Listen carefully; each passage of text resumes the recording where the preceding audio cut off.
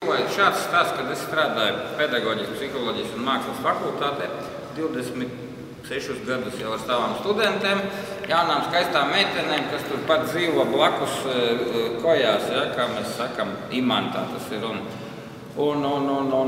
tur mums ļoti daudz meitelīšu virinātāju dzīvo tajā mežiņā. Meitenes iet uz tramvaju un viņas ir nemitīgi man vairākas reizes gadā stāsta, kā satiek, tur čaļus satiek un pāris reizes teica, lai savāc viņus un būs mūsu modeļi, ja, bet viņi jau ir bailīgi un viņi bēg. Un man pēc šī stāsta kārtējā man radās ideja, ka es gribu uzgleznot šo meitelīšu virinātāju, un tas būs mans tas erotiskais gājiens tajā mākslā. Nu, un, protams, es aizrāvos, ja, un patiesībā šis cilvēks ir slims, kā mēs zinām, ja, un viņš jau tā kā varbūt nav vainīgs pie tā, un viņš nekā tur nevar padarīt, ja, bet, nu, meitenes var nav vainīgs, ja, un labi, ka viņi tā kā nekaitīgi. Nu, var sakot, visas šīs lietas manā galvā sakombinējās, un es nolēmu, kad es gleznošu šo metelīšu virinātāju.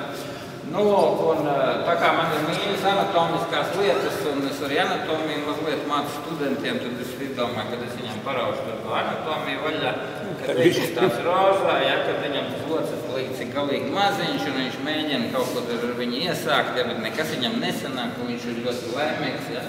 Turpat blakus ir Hičkoka putni, ja, kas ir, nu, vienalga trauksmes nesēja vai sauc kā gribi.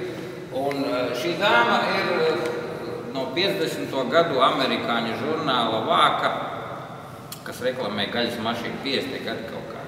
Nu, un tās kājiņas ir no kaut kāda erotiskā žurnāla pilnīgi citā griezienā, daudz lielākas viņas ir par šo figūru. Un man bieži patīk komponenti tā, ka nu, tas skatītājs varbūt redz, ka kaut kas nav pareizi, bet kas īsti viņš nevar saprast. Ja.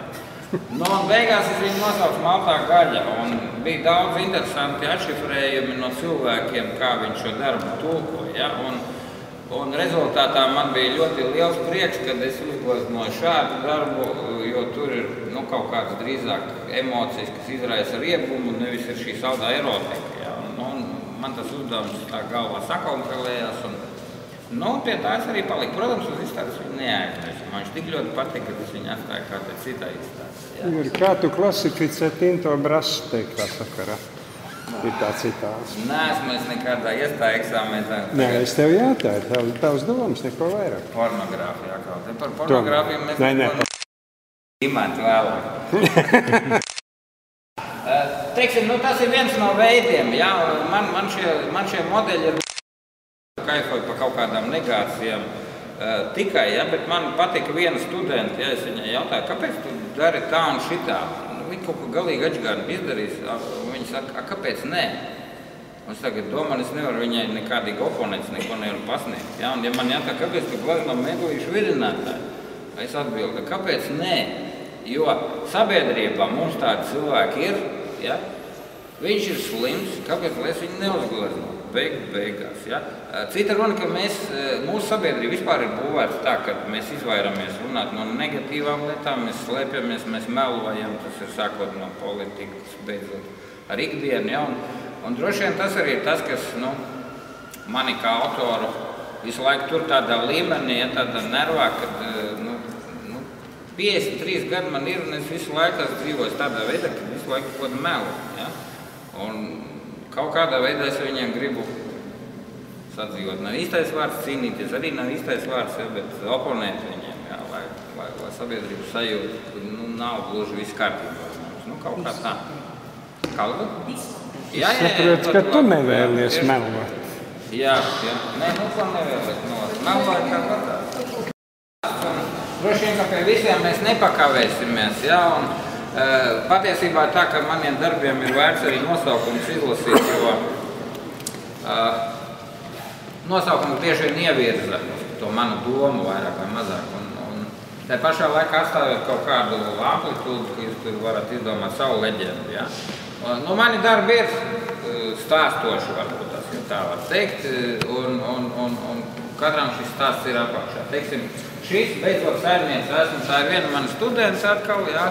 Tas stāsts ir sekojuši, kad viņi noīrēja dzīvoklīti Imantā turpatās, un viņi bija tikus no tām kojām prom, un viņi bija tik laimīgi, ka tas dzīvoklīts ir maziņš, viņi tur varēs mācīties un strādāt, un draugus vest, Viņi tik laimīgi man to stāsta, un pēc vienas dienas viņi raud, viņi drausmīgi rauda, saka, kas noticis. Viņi saka, saimnieks man nepateica, ka tur ir prusaki, un es dzīvoklī pēc tam biju, un viņi krita uz galvas, un tā atvērs durvis un divi tā nokrīt.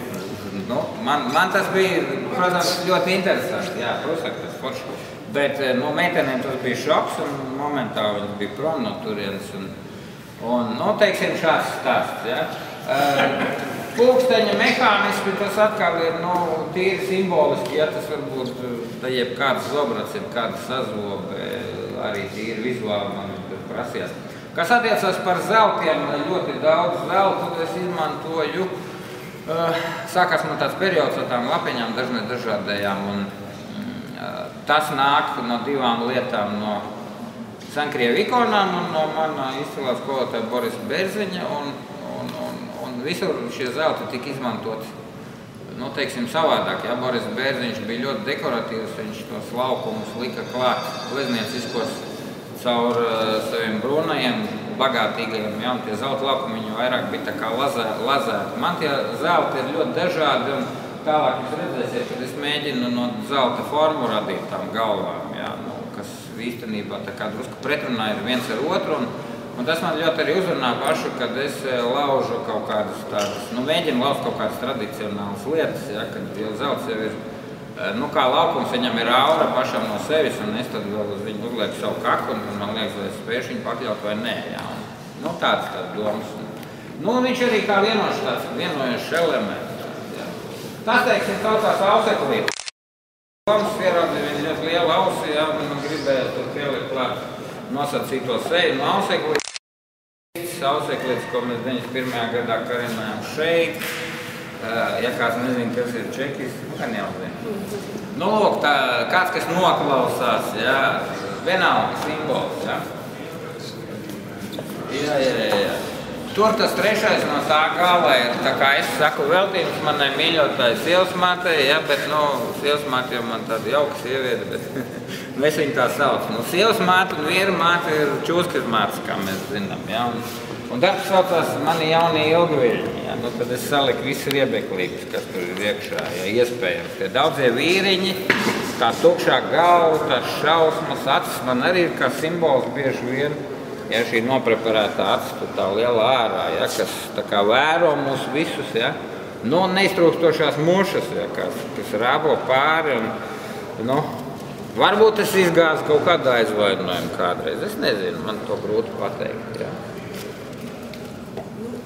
Pieminēja acis, un es aicinu jūs pievērst uzmanību uz šīm divām acīm, kas vismaz šajā teritorijā veido arī tādu konceptu attiecībā uz ekspozīcijām. Proti, kā jūs redzat, šīs divas acis ir pilnīgi savādāk gleznotas, un tas tēls ir pilnīgi savādāks, un viņas skatās uz šo jauno pasauli, kas ir prestīvi. Šīs ir manas mammas acis konkrēti, un kā jūs te aizķēru, ja man pēdējie 3 gadi bija tādi. Man vecāki nodzīvoja cienījumu mūžu tveru, un abi mira aiz slimības, tā kā viss bija, tā teikt, ļoti skaisti, un abi mira savās gultās, bet sanāca tā, ka kopā es viņus viens, un, protams, tas jauka cilvēku palīdzība, bet, viens kā radinieks cilvēkais, jā, un kā dēls, un viņu tā vēlēšanās bija nomirt savās gultās, un kad es biju jauns un traks, un tur dzerstījos un gleznoju riņķiem ar skuķiniem, tur traulināju, tur vecā mamma man teica, jā, tu jau tā dzīvo, tu jau gribētu mums izēst no mājas, ielikt mums nabaga mājā, un tad savest meitenes, uztaisīt bordeli, un tad to tik gribētu gan. Un tad kaut kā šitos vārdus atceros, ja, un tas bija tā kā tāds humoriņš atlēsts, ja, un tiešām mani vecāki nomira savās gultās, un viss bija ļoti saulaini. Un kas paradoxālais, kad viņi man absolūti netraucēja strādāt, ja, un kaut kāda enerģija man Dievs iedeva klāt, un pilnīgi es tā kā pārvērtos, jo man bija šī apziņa, ka man ir jādara tas, un man bija ļoti daudz laika arī patiesībā, lai gleznot. Un tas bija tas bēdējais gads, kad es mamma aiziet uz vasarnīcu, tur pie Lielupas mums tāda mājali ir, un kaimiņi viņi tur pieskatījumies reizi nedēļā. Braucu pie viņas, un tad es jūtu, ka, laikam ilgi mamma vairs nedzīvos, un tad es sāku fotografēt viņas acis, un man tur ir vairākas acis vēl, bet atstājām šīs divas mammas acis, un viņa tā dziļdomīgi skatījās, un viņa man bija skolotāja visu mūžu, un tad viņa ar galvu sagājusi viestā problēmiņa, ja, un tur pēdējo pusgadu viņai bija ļoti grūta to saprašana. Nu, tur nācās visu, ko man pieredzēja, tā kā tādā seriālā dzīvē, ja, un varbūt arī no tā man pie darba tādi, ja, un tad šīs ir tās manas mammas acis, ja, ko, nu, tā kā es gribēju šeit eksponēt, ja. Un blakus tur ir vecāka portreti, kas ir tandēms. Vecāka man bija tā kā salīmēns monolīts, ja, kas ir vispār vecas ģimenes tādas. Un tā kā tāds vienots akmens. Un tad, kad viens aizgāja, tad es sapratu, ka otrs ilgi nedzīvos. Nu jā, nu tāpēc man viņi tur ir no zelta. Nu tāds asociācijas. Viens sunīts gaida rindu, ja, un tas rindā. Ja. Vai viņš rindā stāv referendumu, vai viņš rindā stāv pēc savas puses, to es izdomāju paši. Ja? Un beigās te ir simbols. Nu, mēs esam kāda nācija, ko ir kurš gribas rākt. Ja mēs to atļaujam. Nu, kaut kā tā. Nu, šīs vienkārši saucās šmiga. Ja? Kompozīcija kā tāda. Šīs atkal saucās spēks, ja? Sieviete, valdniece. Kas mūsu vieriņus nabaga alkoholiķi mērķi, bet viņi jau vienmēr jā.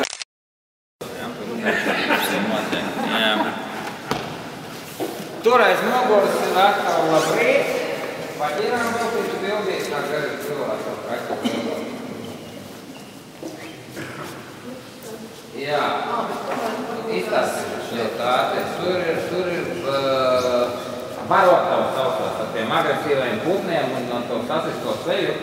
Tā ideja tāda nelien savā teritorijā, ne savā teritorijā, tad te ir tas nenošķirs. Ja? Šī atkal ir kaitinoša bilde, veltīta gan, es nezinu, anabolikam, fast foodiem, vienalga kam. Ja? Patiesībā viņi radās man ļoti jocīgs un glaznoja. Tā sieviete ēda to hamburgeru vai kādu maizi un viņi pārvēršas kaut kā.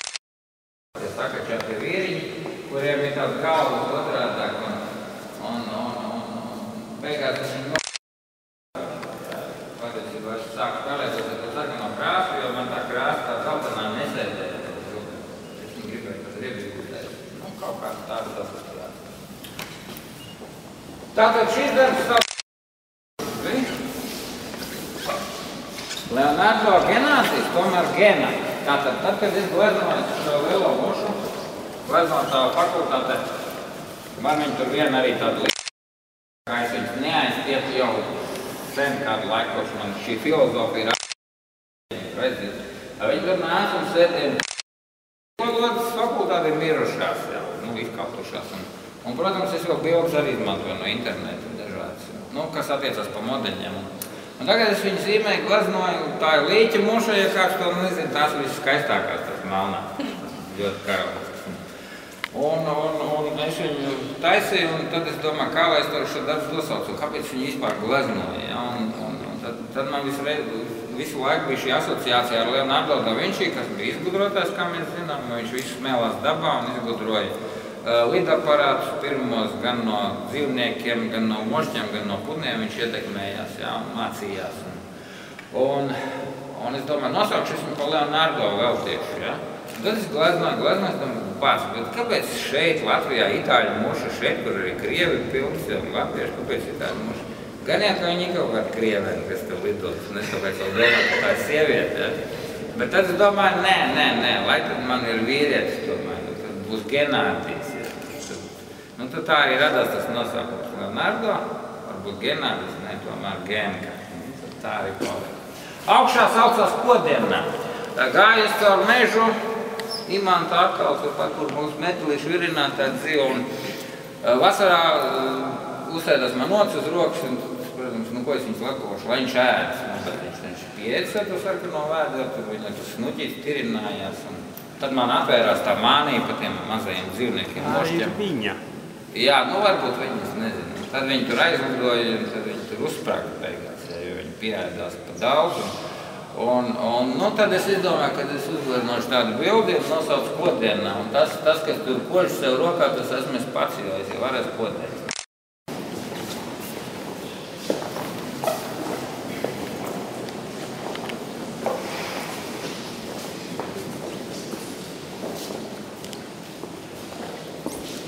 Tātad šie ir mani pašportreti, mīļotie. Tāds es izskatījos 2009. gadā, kad es biju pliks vienā vasaras dienā karstā, kaut kā 38 grādi bija imantā.